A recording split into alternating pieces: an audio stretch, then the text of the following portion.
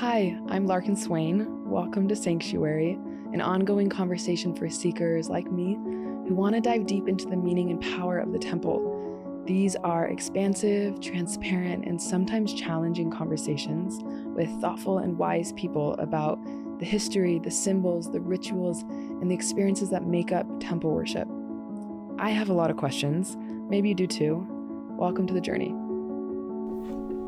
Hey guys, this is Larkin with Sanctuary. I'm excited to share with you today a conversation I had with an incredible poet named Darlene Young. As a lover of poetry, I was especially excited to bring Darlene on for a conversation about two passions that are so close to my heart. One day, I was struck by the realization that poetry and the temple feel deeply similar to me. Both feel like crossing a threshold, moving from the concrete into the abstract, the mundane into the sacred, mortality into eternity. Darlene has an extraordinary gift for capturing these realities in her poetry and drawing readers into the space where the two meet. In this conversation, we explore seeing the sacred in the mundane and experiencing heaven in the here and now, in ordinary life. We also explore how approaching the temple the way we might approach poetry can open us up more fully to the gift being offered there. We talk about progression, yearning, and what Eve might have to teach us about navigating the tension between hungering for more, while also learning to trust in our inherent wholeness. Like poetry, the temple can feel deeply open-ended. In a mind-driven culture that often seeks safety and definitive answers, what might it look like to develop the capacity to sit within that openness, allow it to work on us, and begin learning not only with our minds, but also with our bodies and hearts? I have found profound, transformative potential in leaning into and embracing the mystery, something I feel the temple continuously invites me into. I loved this conversation with Darlene. I hope you enjoy it as I did, and without further ado, here is Darlene. Darlene, welcome to Sanctuary. I am so grateful that you're here. I'm so excited that you're here. Ever since James Goldberg quoted, did you know that he shared one of your poems on our He told episode? me he Okay, did. yes. He recited one of your poems, and since that moment, I have been a fan, and as I've continued reading your writing, I have just become more of a fan, more in love with you and your work. So thanks for coming. I'm so excited to be here with you. Thank you for having me. I love what you're doing too. Thank you. So important. Thank you so much.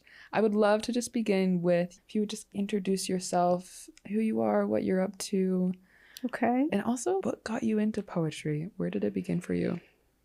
Well, I teach writing at BYU. Mm-hmm. I teach creative writing and technical writing. And I'm an empty nester just recently. I have some grown boys, and I miss them a lot. Only sons? Only sons, yeah. I do now have 1.5 daughters-in-law. Cute. One and another. The next few months, they'll be getting married. Oh, exciting. So I'm excited about that. Write poetry. I really like writing about the LDS experience, doctrinally and culturally. I just feel like we have so many interesting things to write about.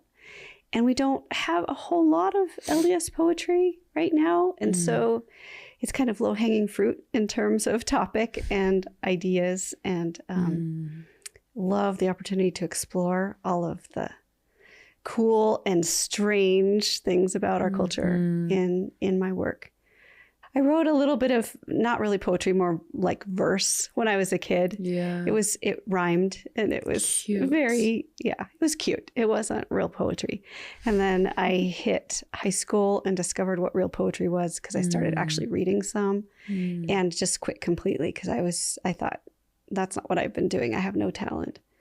But then I got more serious about it when I was a young mom with kids, and I just wanted to do a little bit more. I wanted to put into words some experiences I was having. I was getting a little bit more mature in my testimony, or dealing more with, I don't know, gray areas. And I think that lends itself really well to poetry. Yeah. So I got more serious then, and eventually went back for my master's degree in creative writing. And I've been doing that ever since.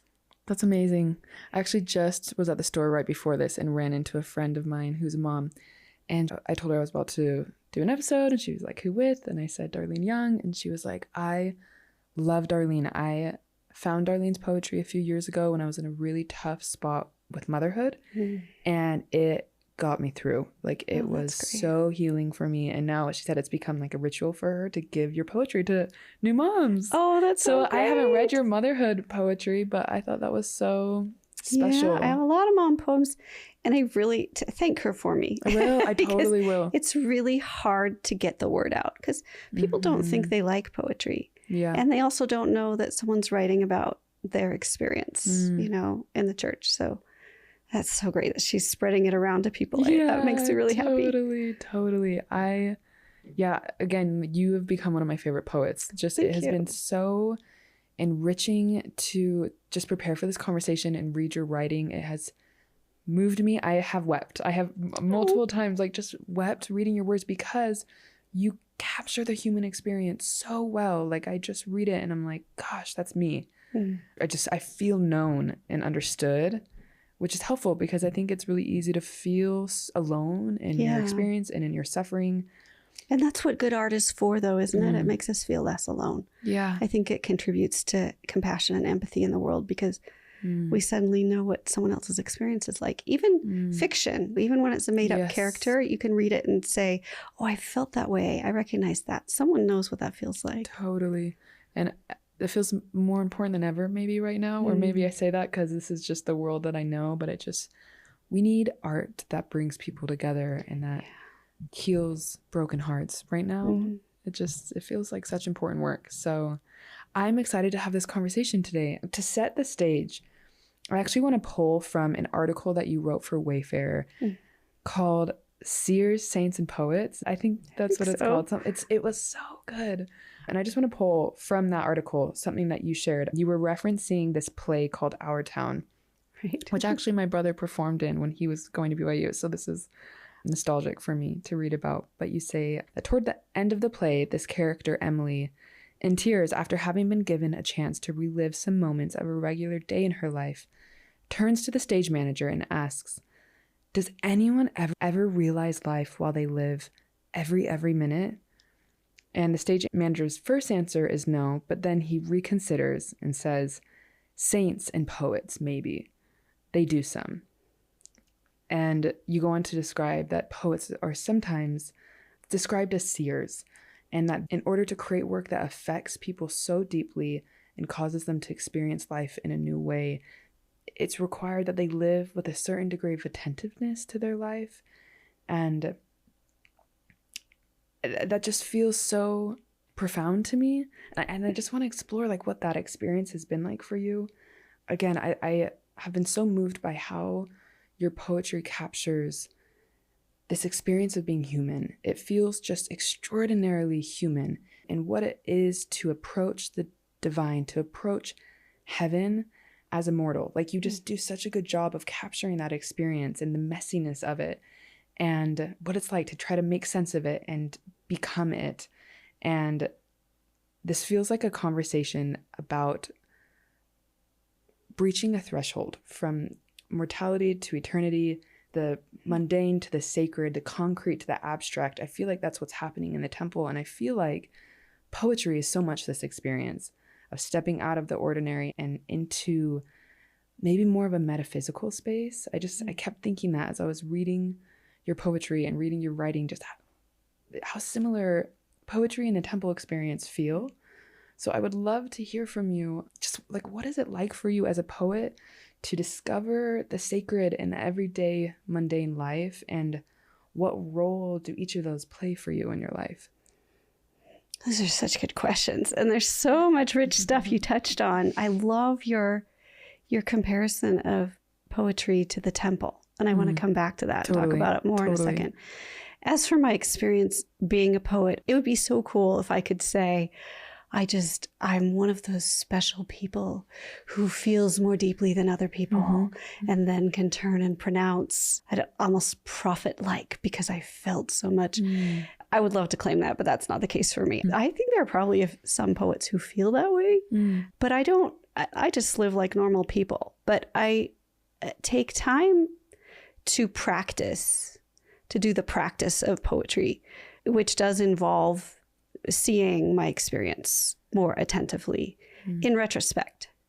So when I know that I want to write a poem about something, then I have to kind of relive it in my mind and see what's there, what can be mined. What are the, as you say, the ways that the divine or the abstract shines through this thing that just happened to me? Is there a place I can find that?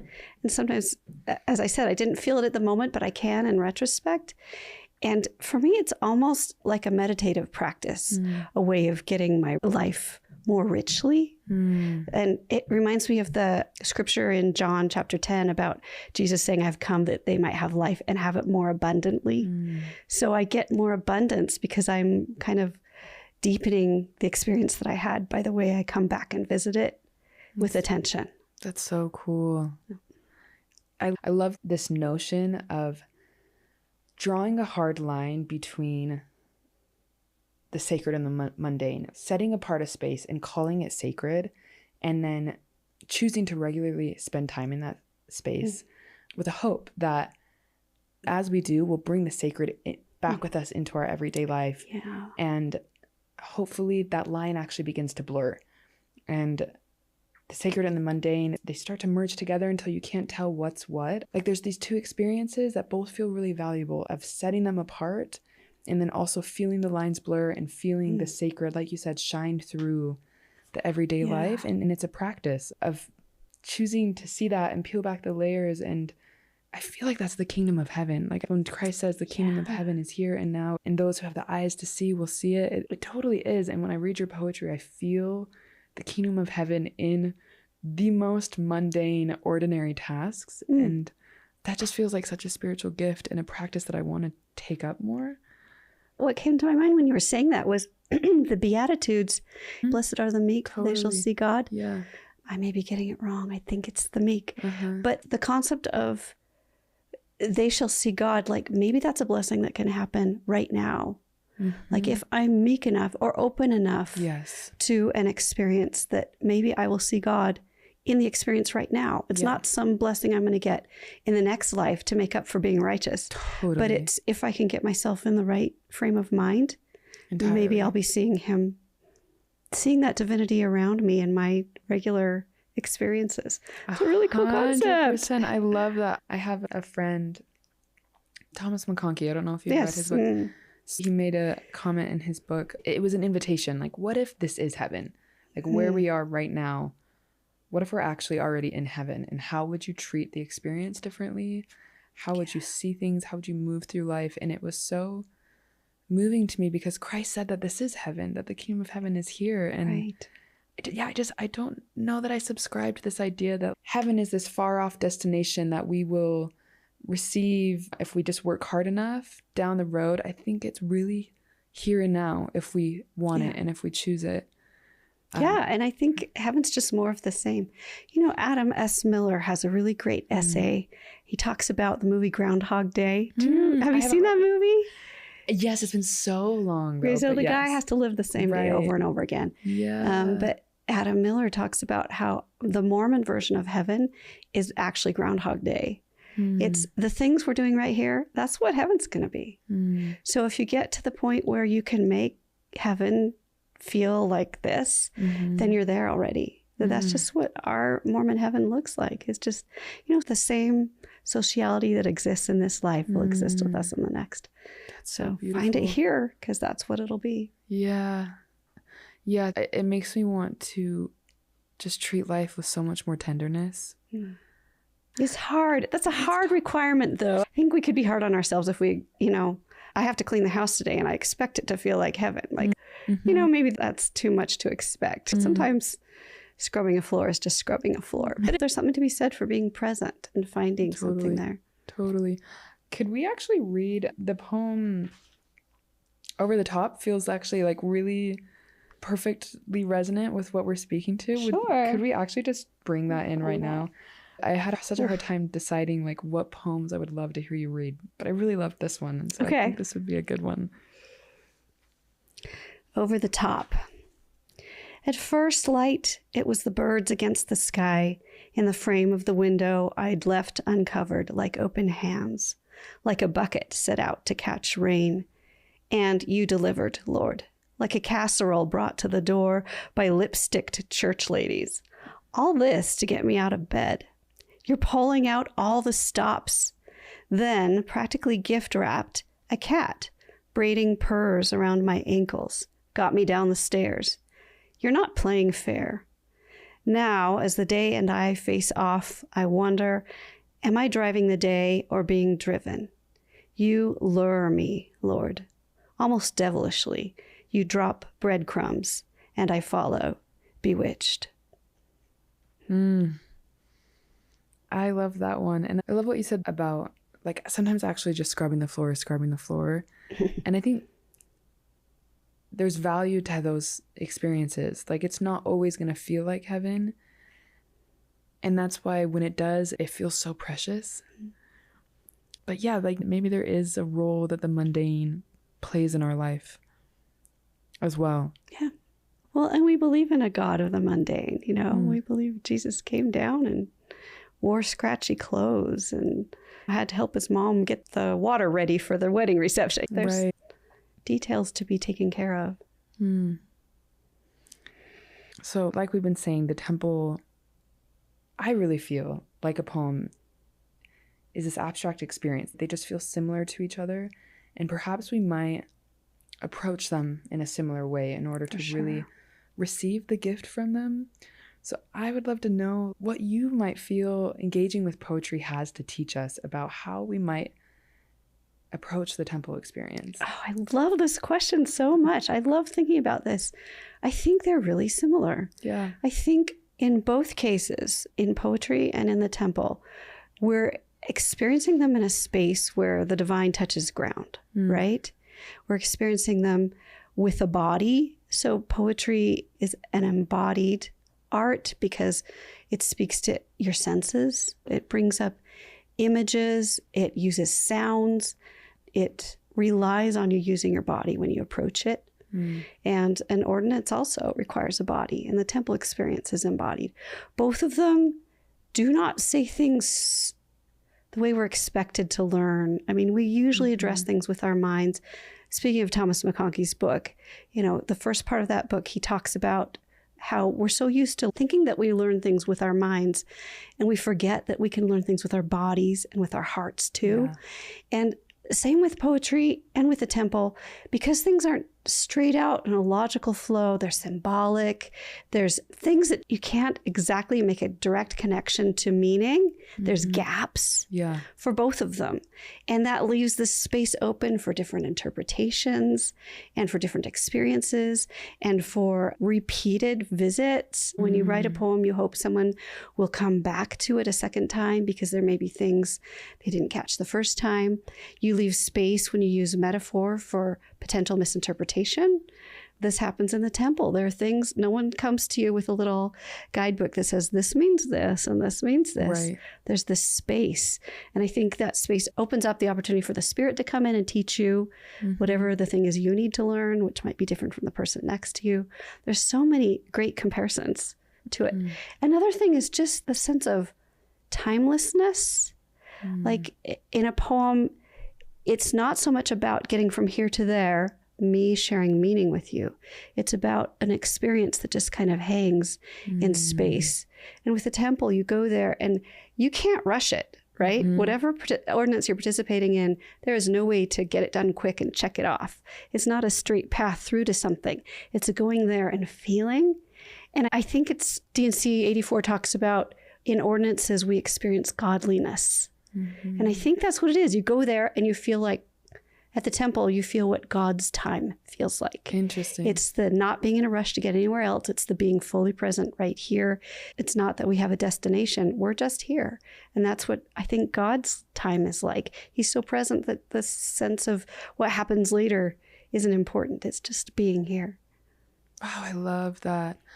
I love that, speaking to this lack of straightforwardness that we see in both the temple experience and poetry.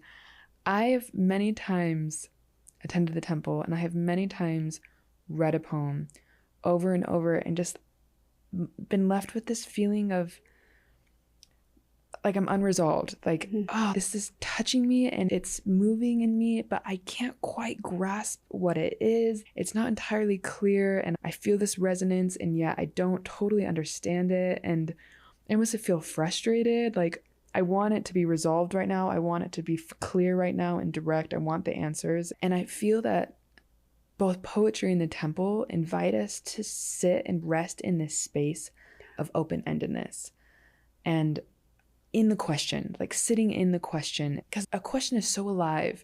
Like, a definitive answer is so closed and finished, but I feel this space of, okay, there's more though, and I feel what's here, but I'm not entirely clear where it's leading me. I just know that it's speaking to me, and I'm wanting to understand it. I don't know. Does that make sense? Like, it does, and it again, it makes me think of, we have to be willing to sometimes tell our brain to shut up and let our body learn a little bit.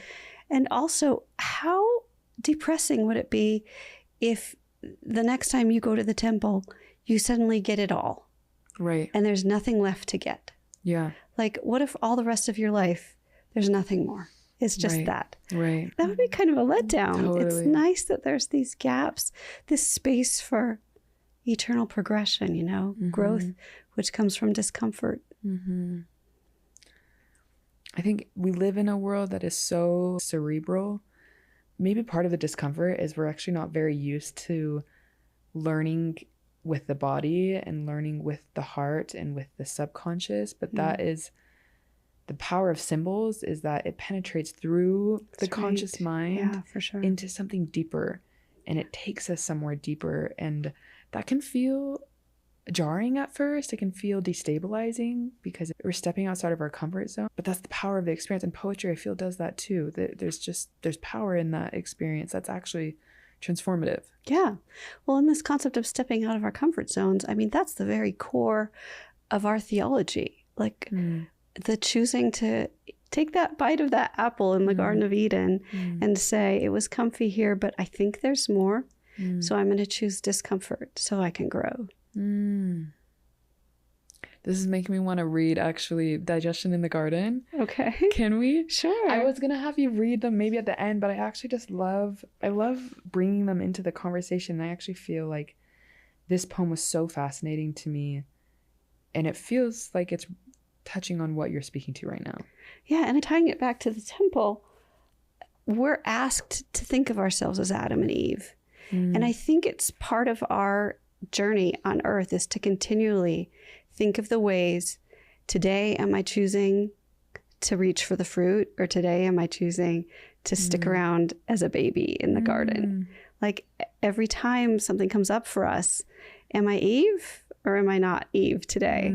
To just be constantly considering, that's my spiritual path, is to follow in her footsteps, which I'm sure is why we're asked to sort of relive that story every time we go back to the temple. Interesting. Because those things matter. It's our story too, and not just hers.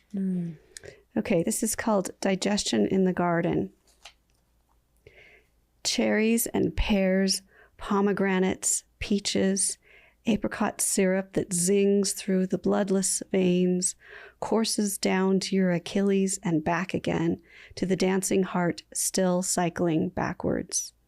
Parsley, asparagus, kumquat, and kiwi, and sometimes potato for big belly sleepiness. Enough, if you can learn to love the yearning, trust the manna, never hoard. Call it good. Sweet aching empty, then the filling, then the spending, like the tides, like the branches waving in the wind. Wax, coil, spring, dance, rejoice. Wane, wink, yawn, bend, breathe. Enough, a pleasant, peaceful place. But here's a stranger saying maybe there's a way to do without the yearning. Satisfy it once and for all. Achieve in one bite the end. Reach your destination. Didn't even know you were on a journey. Now you catch a glimmer of the path beneath your feet. Appetite, imagination, expectation, lust for all that's good. And how can it be wrong to have it, whatever it is, ingest, digest, become, arrive, achieve, be full? Didn't God plant the hunger and the tree? Now you sit and sigh against the tree in momentary satiety. Feel the changing of your heart as bubbly spirit turns to muddy blood under your skin that pools around your still digesting gut and wakes a new and gnawing lust for meat, wakes a fear of cold and thirst and death, wakes with growing horror and with joy, a mind to see that yes, it was a lie, and yet it was a truth as well. There is a destination. There is a path. There's so much. There's so much in this. What was going through your mind when you read this? What inspired you? Well, I feel like the best poems come with 2 or maybe even 3 ideas that come together. At the time I wrote it, I was really going through weight cycling, struggling with diets and trying to control my body and thinking a lot about hunger and what fills hunger. What can I eat that will make me not feel hungry that also doesn't have a lot of calories and in the end sometimes doesn't satisfy? And I was doing a lot of thinking about that. But also it was a temple poem too, thinking about Adam and Eve and the choices that they had to make. Like the hunger cycle is a good thing. It keeps us moving, right? We get hungry and we fill ourselves and we move. And in the Garden of Eden, Eve hungered to progress. And I think that was a good hunger. And the fruit that she ate meant that she would continue to hunger all the rest of her life for God, which is also a good hunger. And she'll be seeking it. And in the seeking, she'll be progressing. And I think it was Satan's plan to, hey, what if you never had to be hungry again? What if you could just be totally satisfied all the time? And we tend to think that would be good, but it wouldn't lead to progress, right? Also, there's some joy in eating. Like there's some joy in that cycle too of emptying and then filling. And I just wanted to have those things together, combined, to think about progress and yearning and how yearning can be good. Wow. That is so powerful. Yeah, there's so much to think of there. And I see myself so much in this. And I think it's this interesting, I don't know, like maybe polarity of this experience of feeling something lacking, which can both move us forward and can prevent us from being here and now. Yeah, that's a really prevent good us thought. from seeing the fullness of the moment when you're always looking out, and the grass is always greener and you're like seeking and living in this idealism and always looking for something better. Yeah. It's like there's 2 experiences. Like that's a tension that we have to figure out a way to live with, huh? Yeah. Because if we're always talking about how we fall short and never arriving, we can make ourselves miserable. Totally. Yeah. And yet I don't think God wants us to sit still either. I think what it gets down to is trusting the process of trusting, back to the first poem I read about God leaving breadcrumbs, like trusting that it's his work and glory to bring to pass our immortality and eternal life, not ours. Like if we just show up and participate, he's going to pull us along. But there is that tension, Wow. That is really, really powerful. And I have struggled a lot in my journey with perfectionism and just feeling the crushing weight of how far I am from where I want to be and feeling the lacking in the negative expression. And it has resulted in me just wanting to back out and like, let me just jump off this ship and let me just disconnect and dissociate, because the pain of feeling my lacking is excruciating at times. And I think that a lot of people experience that in our community, where feeling the weight of the lacking actually drives them away from God. Yeah. And I think what you're saying is so powerful in that the invitation is to trust in the journey, and to trust that it's God's work to bring to pass our immortality and eternal life, and to trust in the hunger and to grow in our capacity to sit in the space of it being unfinished and unresolved. Kind of going back to that conversation about sitting in the question instead of needing that definitive answer, that in this poem, right, it feels like that's what is being offered to Eve. Like you can just be finished and it can be done, and you can be satisfied. But there's so much magic and beauty actually in that cycle of hunger and being filled and then trusting in that hunger and learning to love the longing. But yeah, it's a really interesting tension to hold and maybe a daily practice. Yeah.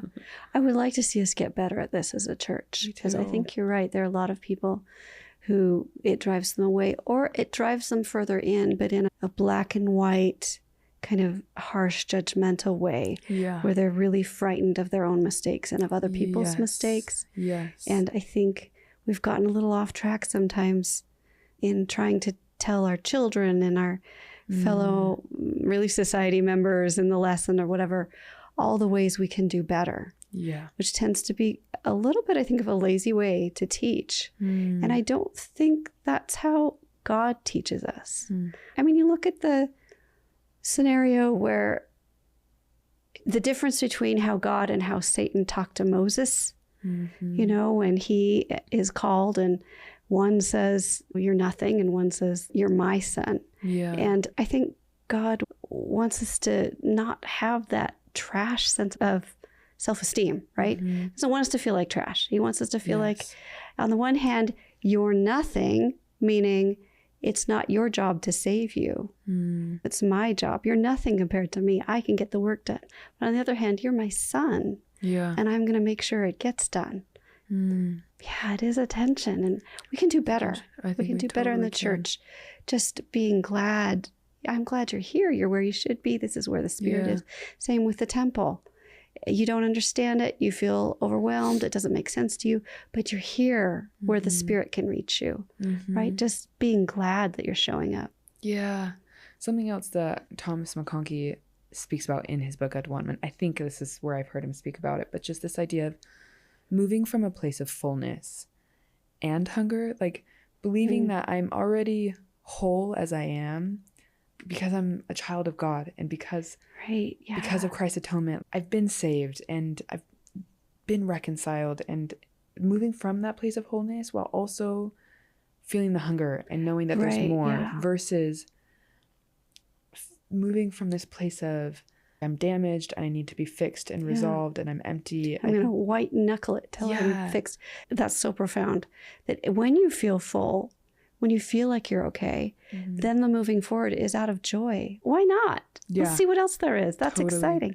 Or I think of it as like a little kid learning to tie his shoe. When my kids were learning to tie their shoes, if they tied it in a knot and they got it wrong and they came to me, I wouldn't say, you idiot, get out of my sight. I don't want you here with me anymore because you screwed up. Right. And I don't think God does that either. Instead, I would hold him on my lap and say, this is fun. We're learning something new together. Let's untie this and let's try it again. And it's a joyful thing. And if we can think of God that way about us when we fall short, him saying, come get on my lap. Let's talk about a way that this can be fun and we can have joy together, and not you disgusting person. I don't want to see you anymore. Yeah. I'm curious what it's looked like for you in your life to hold this tension and feel this longing and exercise that trust in God in the process. I think I had just sort of a change of heart at some point when I was middle motherhood. And maybe it was parenthood that did it. I don't know. But before that, I just saw God as this angry man with a gavel that would be like, not good enough. And I was also a perfectionist. I was so hard on myself. And maybe it was the breaking down of everything that happens when you're a parent and you realize there's no way to be confident in this. There's no way to ever know if you're doing well enough with your kids. Yeah. But somewhere in there, I just decided on the God I wanted to believe in. I just decided maybe the real God is an angry God, but I can live my life scared of him and then die and fall short, or I can live my life having some joy and then die and fall short. So if I'm wrong about this, I still will at least have a nice life, you know? But I just don't believe in that God anymore. I just believe in a God like a parent who says, I just want you to have everything that I have. And when I say, don't do this, don't run out into the street, it's because you'll be happier if you don't. That's what the commandments are for. And like, I have time to grow up. I can be a kid. I can be an adolescent. Like, he's not going to give up on me. It's his job. It's his work and glory to make sure I make it. So that made all the difference. Do you feel like becoming a parent and having the experience of raising a child helped you to start to see maybe God more clearly? Yeah, for sure. Because first of all, it breaks open anything you were proud of before, any self-esteem you had. Parenting will just, obliterate it. Yeah, there's just no way to be 100% sure what you're doing. And so you have to learn, this is life. This is the gray place. I'm not sure about this. I'm not sure about anything. I just got to trust. I wonder if that's in part why we're called to have children, so that we can start to see God more clearly. And see how he loves us. Yes. Well, you've heard people say, I never was grateful or understood my parents until I had kids. And then I was, totally. For sure, you start really, wow, if this is how my parents felt about me, and 100,000 times that what God feels about me, I can see why he's pleading with me to take his ideas under consideration and maybe live the way he suggests will bring me happiness. I love that. I want to circle back to, you mentioned how, as a poet, you want your reader to revisit the poem again and again so that it sinks more deeply. And we have the same relationship with the temple, right? Like we're invited to attend the temple over and over again. And that's curious to me. I see a lot of similarities there. And I'm wondering, you've been going to the temple a lot longer than I have. It's really only been like the last 5 years I've been regularly attending the temple. So I'm just curious what you see this repetitive relationship with the temple offers you. Yeah. I even just last year started working at the temple. So cool. I'm there even more. The biggest thing is just that sense of timelessness. Separate from, am I learning something new this time that I didn't learn last time? It's just that the going there and being in the place. There's something to be said about having hauled myself there and planting myself. Like, here I am, God, if you have anything for me. And even if you don't, I'm just going to be still. I'm just going to get this drink of stillness and lack of rush. And I'm completely unable to get anything accomplished on my to-do list while I'm here. And what happens is you come out and you realize it didn't matter that I didn't have those hours to get something done. Like, it's all still there and I'll get to it, or it doesn't matter. Like, just that reset. Yeah. So it is like a meditation. It is like a refreshing of the soul, just to have the timelessness of it. Yeah. But then, of course, there's always the opportunity of you learning something new. It still happens to me. I work there every week. I speak ordinances every week. I have those words memorized upside down and inside out. I say them to myself when I'm falling asleep. And yet still there are times those words mean something different to me. Yeah. And not necessarily while I'm there. Later, I'm reading the news and I think of the blessings promised in the initiatory, for example. They just become part of my skin that I can carry with me. That's so good. When I was reading this article of yours, you spoke to this process of writing a poem, in that there is an experience of finding an entrance when writing a poem. And I thought that was so interesting because it made me think of my temple experience. I had a really tough initial beginning of my temple journey. Not alone. Yeah, a lot of people do. I'm learning that. But my path brought me to the temple so clearly. Like, I felt so led there. And so I chose to believe in that moment when I went through my endowment and it was really tough. I chose to believe that I was there for a reason, and that I could either like jump ship and back out or figure out why God brought me here. And so I went on a journey of seeking and reading and learning and just wrestling and trying to make sense of like, what is this thing and what does it mean? And what does it mean for me in my life? And eventually I found my entrance, and the temple started to mean something. It was so important to me. It meant so much to me, and it started to transform me. And yeah, I have so many friends who struggle with the temple, and I think we all have a different entrance in that helps us to start to resonate with it and make sense of it. Do you see similarities there? Like, what might it look like for someone to find their entrance? Or perhaps what does it look like for you when you're poking around trying to find your entrance when into writing a poem? You mean? Yeah. And I'm going to ask you, but I want to say something about what you just said that I think is so cool. That when you found that you were having a hard time with it, you did this work looking for your entrance. And I hope you realize that's something to be proud of. That was like you agreeing to come to the dance, right? God was saying, I have this for you, and you're having a hard time. And yet you reached out and did some work and looked for a place. You took the fruit, right? I think that's really cool. Thank you. I hope you are proud of yourself for that, because you had to say, yes, I'm going to step up and do the work. And of course, as a poet, I always hope someone's willing to do that, right? Some of my poems are more accessible than others. The ones that are less accessible, and by accessible, I mean maybe denseness of language or immediate reward on one read versus more things that can be rewarding on a second read. Or maybe there's more surprising metaphors that aren't immediately logical. Like these things make a poem less accessible. But I hope that my reader will agree to the dance, right?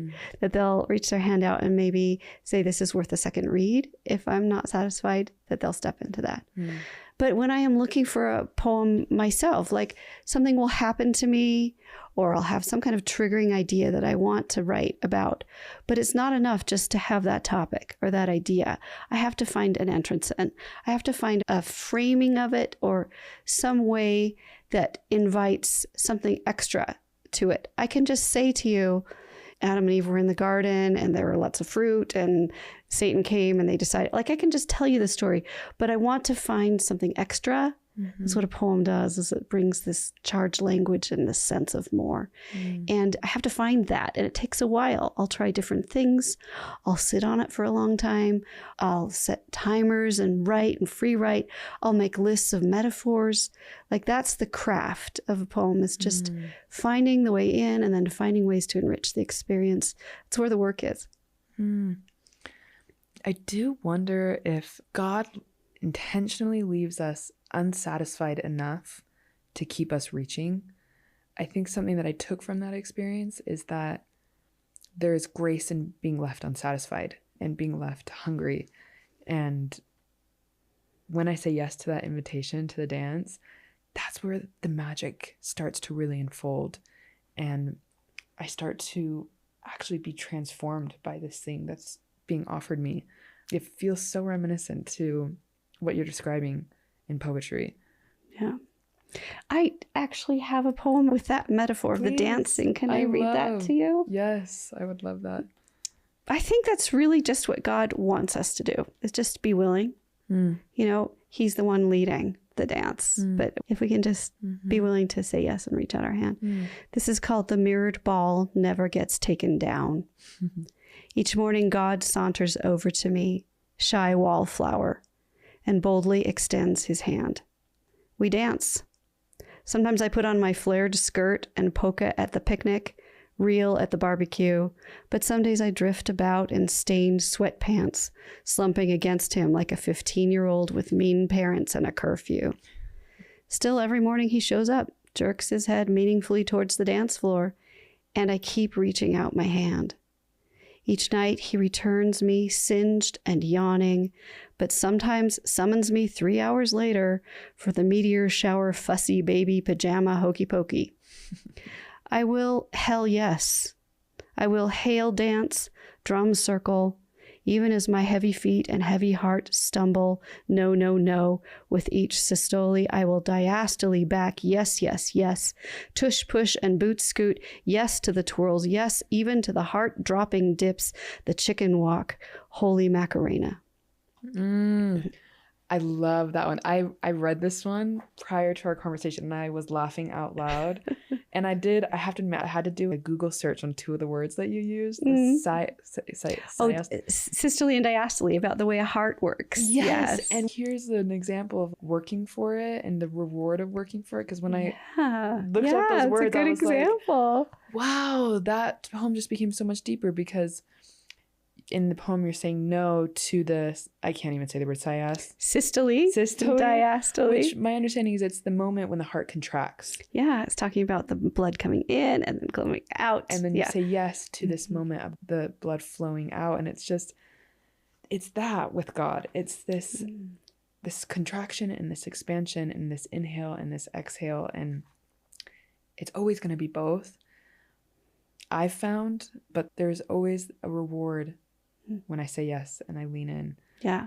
And you leaned in on that poem by looking up the words you didn't understand, which means a lot to a poet to think someone will take a minute if they don't understand a word to look and see what more can I get out of this because I study, which totally applies to the temple, right? Totally. Being willing to, I'll ponder this. I'll come back. I'll think about it some more. Maybe I'll read about it in the scriptures a little bit, Yeah. I have many times had a scripture practice, a temple practice where I'm like, that doesn't make sense to me. I can't be bothered. I'm skimming past it. I'm moving on. But it's the moments when you're willing to lean in. I let those sticky parts stick and I pause and I say, okay, I don't understand this. And so let me like open the door and see what's happening here. Yeah. But I also want to say it's important to be willing sometimes to just sit in it too. Like, if there are things you don't understand, to still just sit in it. There are poems that I read that other poets write that I don't really 100% understand it. Yeah. And yet, I guess this gets back to our bodies learning, right? Something in me resonates with it, even though I can't put my finger on it. So I think it's okay. It's nice to do the work and see what you can find out. But I also think it's okay to keep showing up and just being there while you wait for your body to learn or your brain or whatever's going to catch up. Yeah, that open-endedness, there's a lot of power in that space. I feel God inviting me into that space all the time. And it's stepping out of my comfort zone, what's known and into the unknown and just letting it work on you. It's a really transformative territory. Yeah. I find. There's one more poem that I would love. It's so good. And I would love to maybe end with. Okay. What is it called? Temples in the Temple. Okay. I love this one.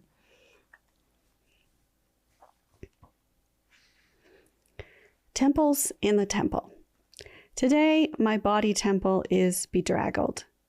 I've trundled it here like an ailing donkey, dressed it and parked it, drifted and sloppy. This is not a bad place for a nap. Around me, some heads nod. All of these temples parked. Some quiver, some overflow the seats. Some sigh and tap and repeatedly clear their throats. They are my body, too. Together, we are the temple, ascending to Zion 2 hours at a time. The old man and the old lady and the blousy, overly made-up lady and the young lady with her hair ratted up and the gum-chewing lady and the arthritis-gnarled hands. Things I notice, the women's wedding rings on the upraised hands in front of me, the downy youthfulness of the actors so excited about life, the bodies, the dregs and branchings, the wind-blown, achy, salty, cragged texture all around me, sweat and drool and tears, and the blowing of a nose, the tapping of a foot, all strapped into a starship out of here. All of us face forward, facing something for which we've brought tags. Little flags, little upraised hands begging for help. I make promises I don't understand. My body participates. I slouch and pooch, mind wafting around the room, this immaculate, over-air-conditioned room made of drywall and prone to dust, like all of us. Praise God. It's so good. Praise God. I love that. It feels like it's capturing just the messiness of humanity, and that in our messy glory, God invites us into the dance. That's the gospel. That's just the gospel. Messy, weak people, and God comes and touches us anyway. And there's so much glory in that. Like, I just feel so invited as someone who struggles with perfectionism and with this false idea that in order for this to work, I have to be getting it all right. I just feel so embraced in my whole human self and so invited to show up in my whole human self and just trust that God not only can work with me, but wants all of me and will use all of me. And there just feels like a lot of grace in that. That's beautiful. You have a beautiful testimony of the temple. Thanks. I've had to work for it. Yeah. And it's been rewarded. I'm so glad. Thank you so much, Darlene. Thank you so much. This has been so lovely. I'm so excited to just keep reading your poetry and sharing it with other people because it's just blessed my life so much. I'm so glad. Thank you for having me. This is great. It's been so fun. Thank you. Thank you so much for tuning into Sanctuary. If this episode or this podcast has meant something to you, I hope you will consider sharing it with someone that might benefit from it as well. Whether that person is preparing for their temple experience or just curious to explore the temple more deeply, our hope at Sanctuary is to help to enrich our community's relationship with the temple. Leaving us a review, liking, subscribing, commenting, all of these things are also amazing ways to help our podcast reach more people, so I hope you'll consider it. Thank you again for tuning in. Until next time.